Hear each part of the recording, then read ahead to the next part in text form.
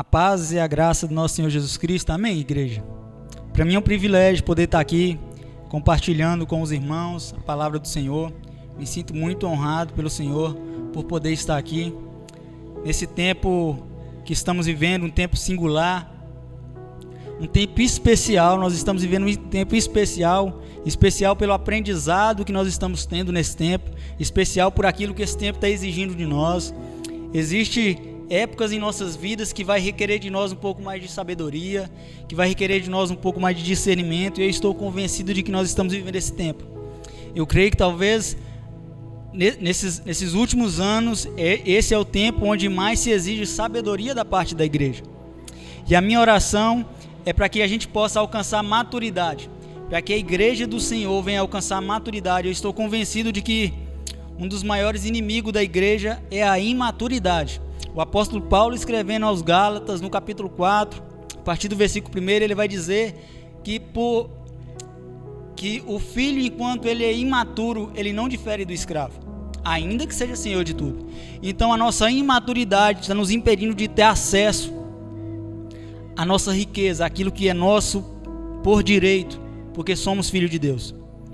Eu quero estar compartilhando com os irmãos uma palavra que venha dizer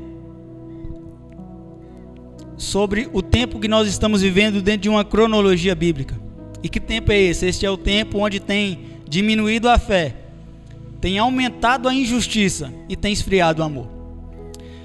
No Evangelho de Mateus, no capítulo 24, a partir do versículo 11, nós vamos estar lendo esse texto, e eu peço que você me acompanhe, que a gente possa fazer do nosso coração uma terra fértil para receber essa palavra e que ela possa gerar em nós. Que o Espírito Santo possa nos conduzir. Eu peço a Deus graça para entregar aquilo que Ele tem ministrado no meu coração, algo desafiador. É muito fácil para nós, é muito fácil para mim vir aqui ministrar uma palavra. Na verdade, o mais difícil é a gente ter que passar dentro dessa palavra, a gente ter que viver essa palavra no nosso dia a dia. Mateus capítulo 24, a partir do versículo 11, vai dizer o seguinte: E surgirão muitos falsos profetas e enganarão a muitos. E por se multiplicar a injustiça, em algumas traduções vai dizer iniquidade, o amor de muitos esfriará. Mas aquele que perseverar até o fim, esse será salvo. Aqui é Jesus falando dos sinais dos últimos dias. Muitos serão enganados. Muitos serão enganados, irmãos, por falta de fé. E eu quero ministrar aqui algo sobre a fé, porque tem diminuído a fé. E talvez a gente nunca teve falando tanto de fé como nos dias de hoje. Em todo lugar que nós vamos, ouvimos pessoas falando de fé, nos encorajando a ter fé, nos motivando a ter fé. Nós temos muito material escrito sobre fé, mas a maneira mais eficiente, a maneira mais sutil de nos roubar a fé, de nos roubar algo, é definindo essa coisa de maneira equivocada, ou é mudando a finalidade daquilo.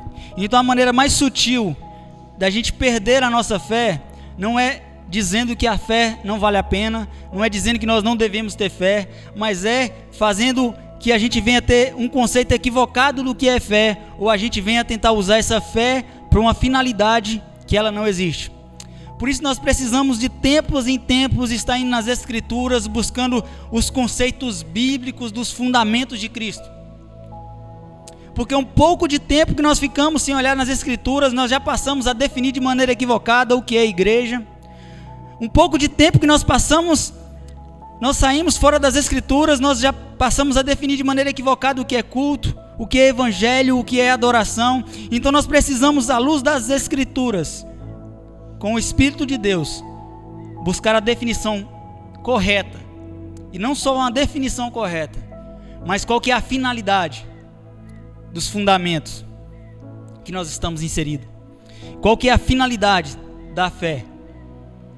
Irmãos, o diabo ele não é perigoso porque ele mente. O diabo ele é perigoso porque ele engana usando a verdade. A igreja é o corpo de Cristo. A igreja, nós somos o corpo de Cristo. E nós desejamos isso, nós queremos ser o corpo de Cristo, nós almejamos por isso, nós nos movemos por ser isso. Então o diabo não vai tentar nos convencer de que nós não é o corpo de Cristo, porque as Escrituras é claro em nos dizer isso. Mas o que pode acontecer é a gente acreditar, e que em nome de Cristo Jesus a gente não venha cair nesse engano. A gente passará a acreditar que nós somos o corpo de Cristo, porque nós frequentamos uma reunião no final de semana. É a gente cair no equívoco, ao ponto de achar que nós somos o corpo de Cristo, porque nós fazemos parte de uma comunidade evangélica. Irmãos, o corpo de Cristo ele é conhecido porque ele é repartido. O corpo só é de Cristo se for repartido de forma voluntária. E eu não sou contra as reuniões, eu só estou dizendo que isso não vai nos definir, porque o corpo de Cristo não é definido a partir das reuniões. O corpo de Cristo é definido a partir da sua entrega, da sua natureza, do seu amor, porque é para isso que nós fomos chamados. Então nós somos o corpo de Cristo, sim. Por que nós somos o corpo de Cristo? Porque nós repartimos, porque nós entregamos, porque nós estamos dispostos a ser entregue a Deus em favor do outro. Muitas vezes estamos querendo uma fé que vai garantir a fidelidade de Deus a nós. Muitas vezes a gente tem buscado uma fé para dizer que Deus vai ser fiel à igreja. Irmãos, ainda que a gente se corrompa, Deus continua sendo fiel, porque a fidelidade de Deus não está condicionada à nossa fé. A fidelidade de Deus está condicionada à bondade dele.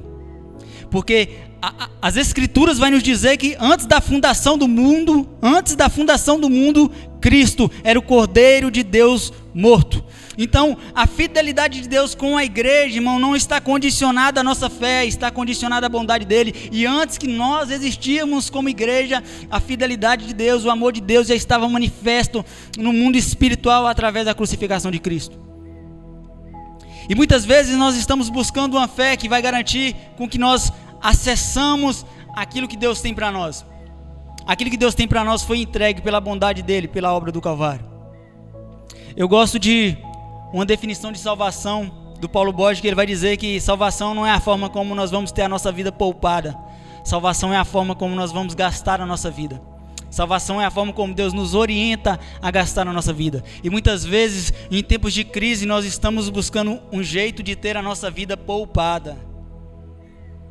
Mas a nossa fé não é para que a gente venha ter a vida poupada. A nossa fé é para que a gente venha gastar a nossa vida. A nossa fé vai dizer o quanto iremos. A nossa fé não vai dizer o quanto nós vamos receber de Deus. A nossa fé vai dizer o quanto nós vamos entregar. A fé vai dizer o quanto nós vamos entregar a Deus em favor do irmão.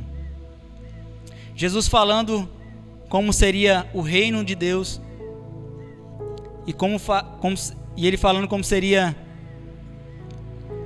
o reino de Deus, ele fala da parábola dos talentos. Irmãos, e todos receberam talentos. Quem tinha menos tinha o suficiente. Então quem tem menos já recebeu. E a Bíblia não diz que primeiro ele olhou qual que é a fé para receber o talento. Ele diz que todos receberam, em quantidades diferentes, mas todos receberam. Então a nossa fé vai falar do nosso compromisso. A nossa fé vai falar da nossa omissão ou não.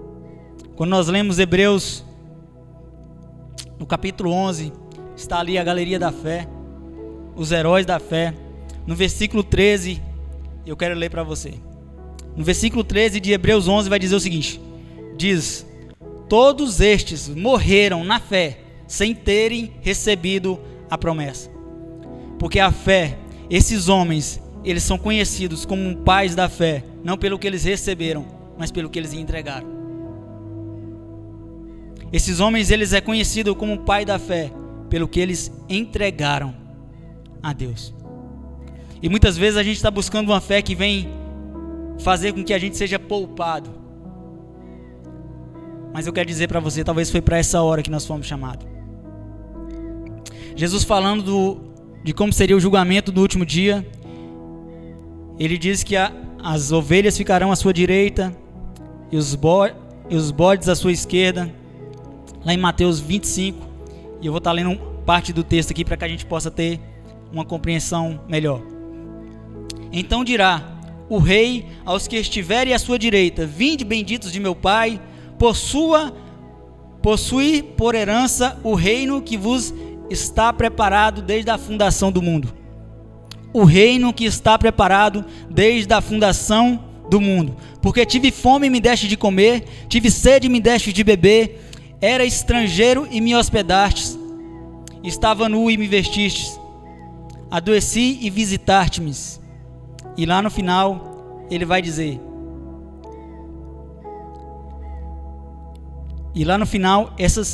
essas pessoas vão perguntar: quando, Senhor? Quando foi que nós fizemos o Senhor? Quando foi que o Senhor esteve com fome e nós te damos de comer? E Jesus vai dizer: quando fizeste a um dos pequeninos, fizestes a mim. E depois ele vai dizer aos bodes, os que estavam à esquerda: estive fome e não me deste de comer, estive sede e não me deste de beber. O que eu estou querendo dizer aqui, irmãos? Que nós vamos ser julgados, não pela dificuldade que nós estamos passando, nós vamos ser julgados pelo compromisso que nós não estamos assumindo. Vou repetir. Nós não vamos ser julgados pela dificuldade que nós estamos passando, nós vamos ser julgados pelo compromisso que nós não estamos assumindo. Então a nossa fé não é para a gente ser poupado da dificuldade, a nossa fé é para que a gente possa assumir um compromisso. A nossa fé é para que a gente possa ter revelação de que o reino já está preparado. E nós vamos possuir ele por meio da fé, assumindo um compromisso.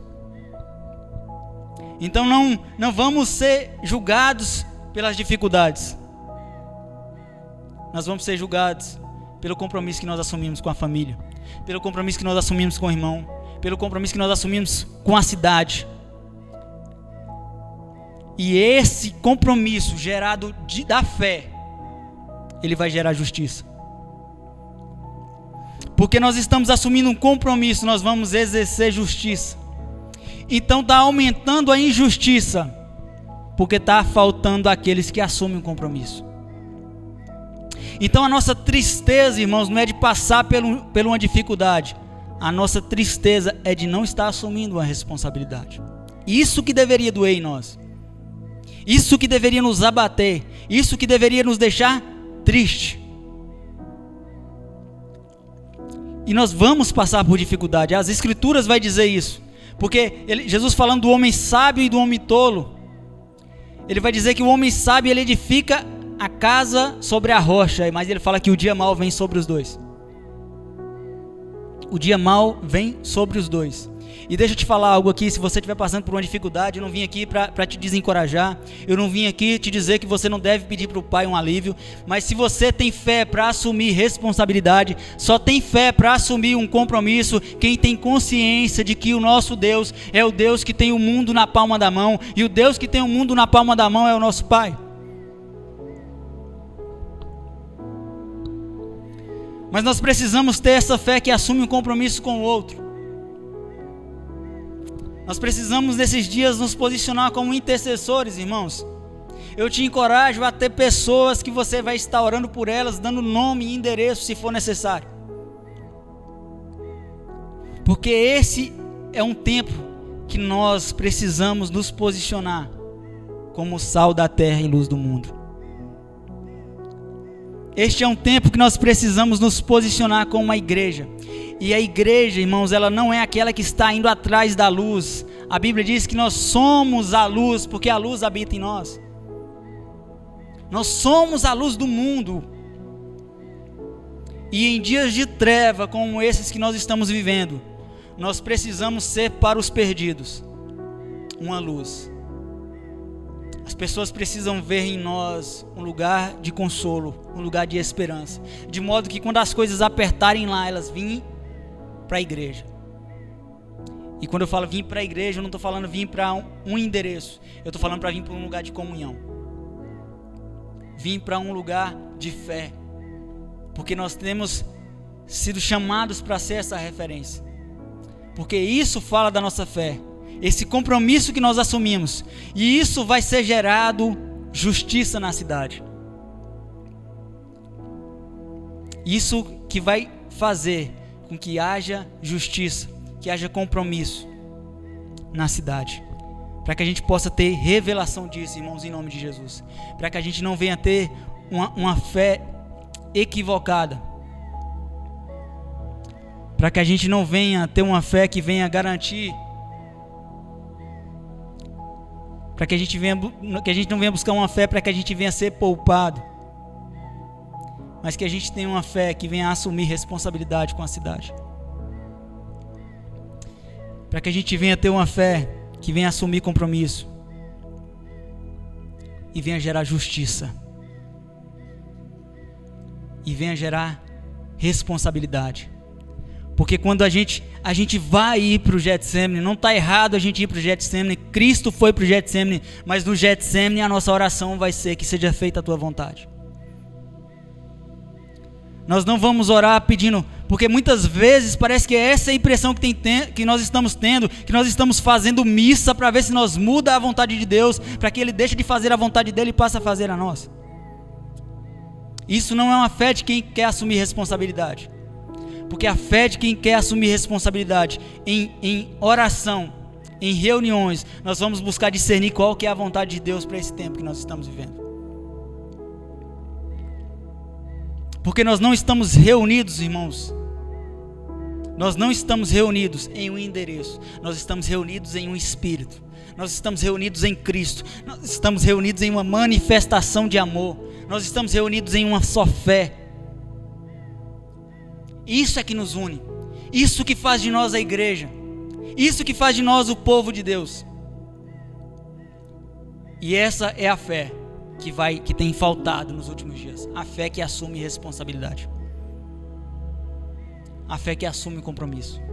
E por faltar essa fé, tem aumentado a injustiça e o amor tem se esfriado. Não tem esfriado, irmão, a caridade, tem esfriado o amor. Não tem esfriado o ofertar muitas vezes. Tem faltado o amor. Porque muitas vezes as nossas expressões de bondade estão sendo fruto do nosso interesse e não do nosso amor. Muitas vezes a nossa expressão de bondade é fruto do nosso interesse e não do nosso amor. Porque o amor, ele se move sem interesse. O amor, ele se entrega, irmão, sem que esteja esperando algo em troca. O amor, ele se entrega sem esperar algo em troca. Sendo assim, nós não vamos estar olhando quem é que vai receber. Nós simplesmente iremos entregar. E eu estou convencido que nós estamos sendo preparados. A igreja do Senhor está sendo preparada para um novo tempo. Irmãos, eu estou convencido disso. Nós estamos sendo preparados para um novo tempo. Um tempo de nós entendermos quem nós somos em Cristo Jesus. Um tempo de nós entendermos quem nós somos como igreja. E eu quero te desafiar a assumir responsabilidade. Você que é irmão, que o seu irmão fica sabendo que ele pode contar com você. Você que é pastor, que os seus membros, que as suas ovelhas ficam sabendo que elas podem contar com você.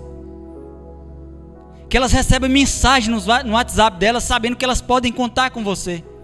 Que você possa mandar mensagem para o seu pastor, para que ele saiba que ele pode contar com você. Para que eu possa mandar mensagem para o meu irmão, para que ele saiba que ele pode contar comigo. E nós não vamos estar preocupados se vai faltar pão ou não.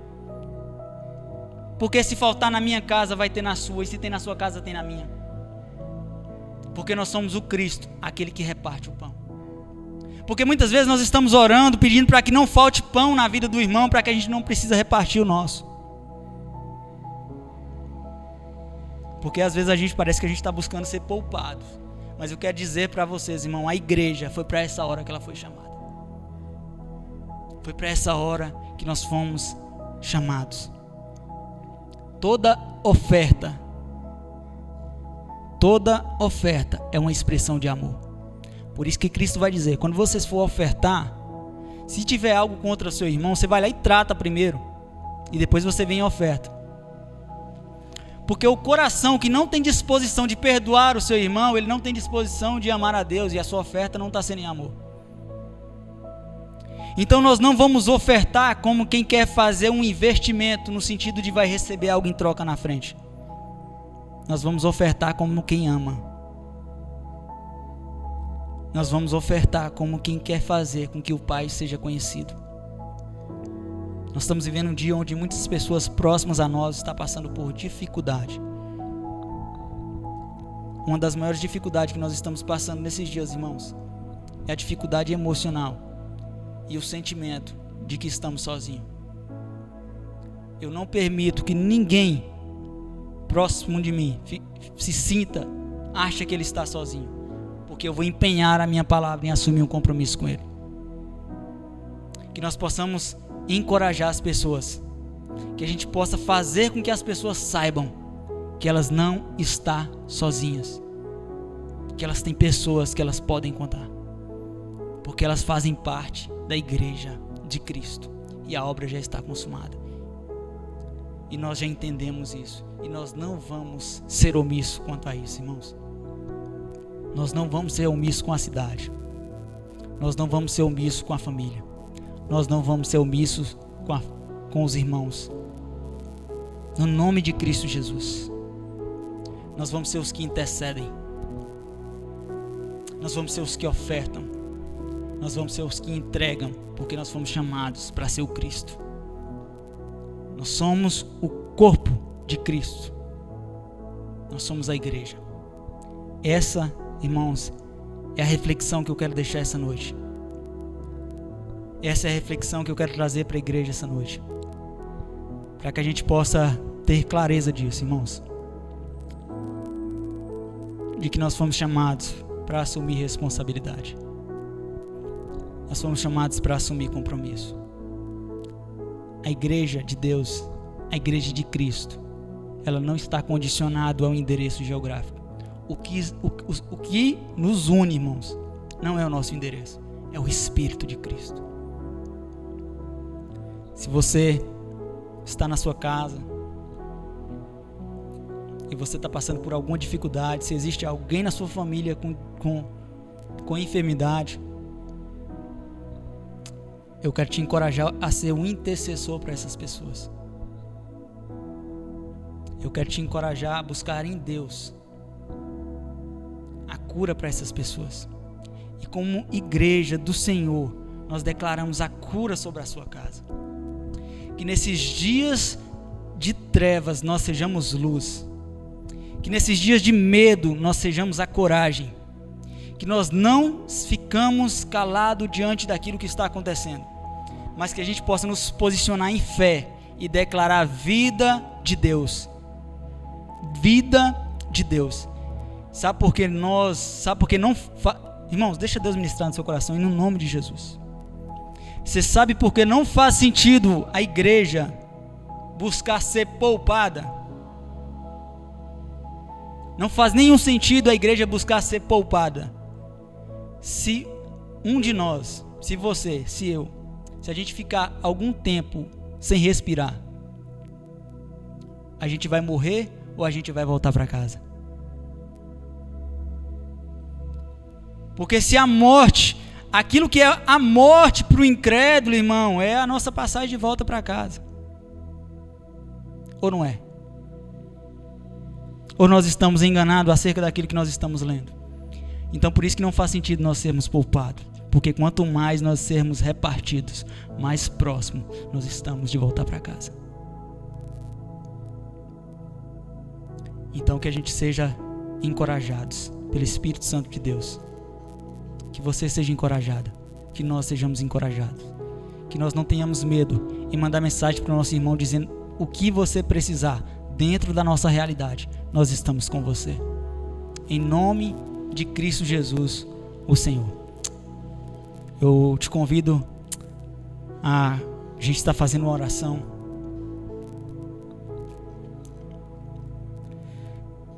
no nome de Jesus, para que os nossos olhos possam se abrir.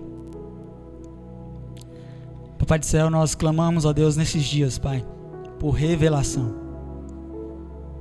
Nós clamamos esses dias por maturidade na vida da tua igreja, Senhor. Nós clamamos esses dias, Senhor, por clareza da tua palavra. Nós clamamos esses dias, ó Pai, por um espírito do Senhor habitando em nós, Pai. Por um espírito de coragem, Senhor, e não de covardia. Deus, que cada um dessas pessoas que está nos ouvindo, ó Pai, que está me ouvindo aqui, ó Pai, nesta hora, ele possa se sentir encorajado pelo Senhor, ó Deus, a amar o outro. Deus, que ele não venha fazer vista grossa por aquilo que está acontecendo, mas que ele venha assumir a responsabilidade. Que eles venham entender, ó Deus, que eles foram chamados para isso. Que a igreja foi chamada para isso. Em nome de Jesus, ó Pai. Deus, gera na tua igreja, Pai, a revelação de que ela é peregrina nessa terra. Gera em nós, Pai, ao começar de mim, essa revelação, ó Deus, que nós somos de passagem aqui, ó Deus. Deus, aonde é que o Senhor quer nos levar com tudo isso que está acontecendo, Pai? O que é que o Senhor quer nos ensinar com tudo isso que está acontecendo, Deus? Papai, cada um, ó Pai, dessas casas, Pai, dessas famílias que estão nos ouvindo, ó Pai, que haja cura sobre a casa deles, ó Pai, no nome de Jesus. Que haja revelação na casa deles, em nome de Jesus. Se tiver algum enfermo, ó Deus, na casa, nós declaramos, é curado em nome de Cristo Jesus. Que todo espírito de enfermidade, de medo, de incredulidade que tem tentado assolar a igreja, nós repreendemos em nome de Jesus. Em nome de Cristo Jesus é que nós oramos. Que o Senhor nos abençoe. Em nome de Jesus, nós consagramos as nossas vidas ao Senhor. No nome do Pai, e do Filho, e do Espírito Santo. Amém. Amém, irmãos? Eu quero mais uma vez agradecer por esse tempo, agradecer por essa oportunidade. Espero que o Senhor possa nos levar, que a gente possa ter sensibilidade para entender aquilo que o Senhor quer de nós esses dias, em nome de Jesus. Amém.